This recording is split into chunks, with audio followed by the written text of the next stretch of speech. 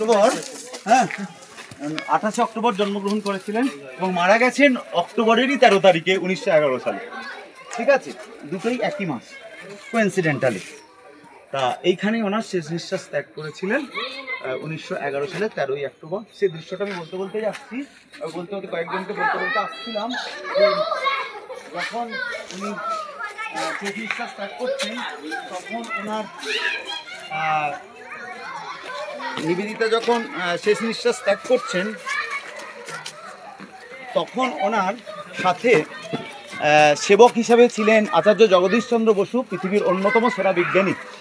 এবং মার্কনিকটা প্রচার হয়ে গেছিল বলে তাই, না হলে কিন্তু উনি বেতার তরঙ্গের আবিষ্কর্তা মূল। এবং ভারতবর্ষের যত বিজ্ঞান গবেষণা, আমরা অনেক সময় ভাবি ধর্মের সাথে একটা বিজ্ঞানের বিরোধ, এই নিয়ে অনেক তর্ক বিতর্ক বড়দের সাথে ছোটদের বা সমবয়সীদের মধ্যে হয়ে থাকে, কিন্তু ভারতবর্ষের যত বিজ্ঞান সাধনা তার পিছনে নিবেদিতা, ভারতবর্ষের স্বাধীনতা তার পিছনে নিবেদিতা। রবীন্দ্রনাথ বলেছেন যে যদি নিবেদিতা না থাকতেন তাহলে ভারতবর্ষের স্বাধীনতা আসতো না। এবং রবীন্দ্রনাথ বলেছেন যে নিবেদিতার কাছে আমরা যতটা ঋণী ততটা আর কারোর কাছে নই। Try to feel this languages. নিবেদিতার কাছে যতটা আমরা ঋণী ততটা আর কাহারও কাছে নই। এবং ভারতবর্ষের স্বাধীনতা নিবেদিতা না থাকলে হতো না। স্বামী বিবেকানন্দ এবং নিবেদিতা না থাকলে, ভারতবর্ষের বিজ্ঞান গবেষণা নিবেদিতা না থাকলে হতো না, এবং রবীন্দ্রনাথের নোবেল নিবেদিতা না থাকলে হতো না। কিভাবে সেটা সম্ভব তার জন্য বিস্তারিত আলোচনা দরকার, সেটা এখানে সম্ভব নয়। তোমরা এইটুকু জেনে রাখো, এইখানে আচার্য জগদীশচন্দ্র বসু এবং অবলা বসু তার সেবা করতেন অসুস্থ অবস্থায়।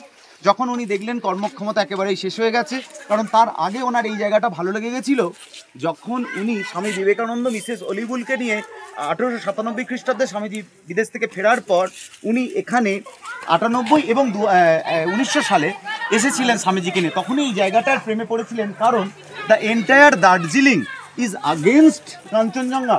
Look here, this is Kanchenjunga, now surrounded by cloud and fog, but এইখান থেকে যতটা ভালো করে কাঞ্চনজঙ্ঘা দেখা যায়, টাইগার হিল ছাড়া আর কোথাও থেকে এইটা দেখা যায় না এত সুন্দর ভাবে। এমনকি এতে বিভিন্ন টয়লেট বা বাথরুম আছে, সেখানে কাঁচ দেওয়া আছে, যদি কখনো থাকার সৌভাগ্য হয় দেখবে সেখান থেকে পর্যন্ত কাঞ্চনজঙ্ঘা দেখা যায়, পর্দা দেওয়া আছে ওই জন্য, ওগুলো দেয়াল করা নেই। নিবেদিতার যখন শেষ নিঃশ্বাস ত্যাগ করছেন সেই সময় মাথার গোড়ায় বসে রয়েছেন অবলা বসু, আচার্য জগদীশচন্দ্র বসুর স্ত্রী, এবং পায়ের কাছে বসে আছেন জগদীশচন্দ্র বসু, নিবেদিতার খোকা বলে ডাকতেন। দুজনে সেবা করছেন। নিবেদিতা শেষে জপের মালাটা চেয়ে নিলেন, নিজের জপের মালাটা। এবং আচার্য জগদীশচন্দ্র বসু বলছেন যে আমরা ভাবলাম উনি ওনার জপের মন্ত্র স্বামীজির কাছে যেটা পেয়েছিলেন সেটা জপ করবেন, কিন্তু ওটা উনি জপ করেননি। কারণ নিবেদিতাকে স্বামীজি বলেছিলেন, আই অ্যাম কনডেন্সড ইন্ডিয়া, আমি কিন্তু ঘনীভূত ভারতবর্ষ, আমাকে যদি ভালোবাসতে হয় ভারতবর্ষকে ভালোবাসতে হবে। ওনার গুরুদেব একজন পৃথিবীর অন্যতম ব্যক্তিত্ব, যে আর রিপিট হবে না, এটা মানে একাই ব্যক্তিত্ব যে তাঁর ভারতের শেষ শিলাখণ্ডে কন্যাকুমারিকায়, যেখানে 3টে সাগর, আরব সাগর, ভারত মহাসাগর, বঙ্গোপসাগর মিলিত হচ্ছে, সেখানে শেষ শিলাখণ্ডে ভারতবর্ষের ধ্যান করেছিল। তাহলে পৃথিবীতে এমন একজন মানুষ আছে যার একমাত্র ধ্যানের বিষয়বস্তু তার মাতৃভূমি, দেশমাতৃকা, তার কাছে মানুষ হয়েছেন নিবেদিতা। সুতরাং নিবেদিতা যখন শেষ নিঃশ্বাস ত্যাগ করছেন, জপের মালাটা নিয়ে কি জপ করলেন জানো? ভারতবর্ষ, ভারতবর্ষ, ভারতবর্ষ। এটা জগদীশচন্দ্র বসু বলছেন, আমি নই। এটা আমরা জগদীশচন্দ্র বসু এবং অবলা বসুর কাছে জানতে চাইছি। এইখানেই সেই ঘরে আমরা যাচ্ছি, তার নিচে ঠাকুর ঘর পরবর্তী ক্ষেত্রে করা হয়েছে। তোমরা দেখবে ভারতবর্ষের স্বাধীনতার জন্য সব থেকে বেশি উনি হেল্প করেছিলেন অরবিন্দ ঘোষকে।